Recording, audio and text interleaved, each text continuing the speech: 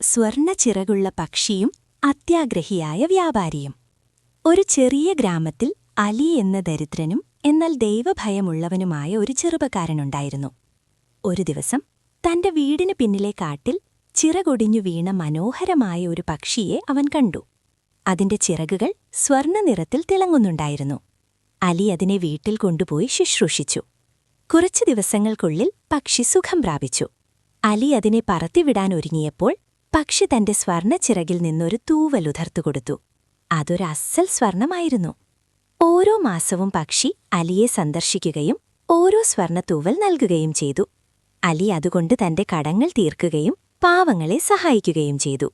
ഇതറിഞ്ഞ അയൽവാസിയായ ഒരു അത്യാഗ്രഹി വ്യാപാരിക്ക് അസൂയ തോന്നി.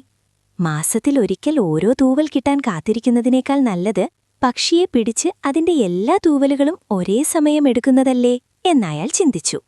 അയാൾ അലിയെ ഭീഷണിപ്പെടുത്തി പക്ഷിയെ പിടിക്കാനായി കാത്തിരുന്നു. പക്ഷി വന്നപ്പോൾ വ്യാപാരി അതിനെ വലയിട്ട് പിടിച്ചു.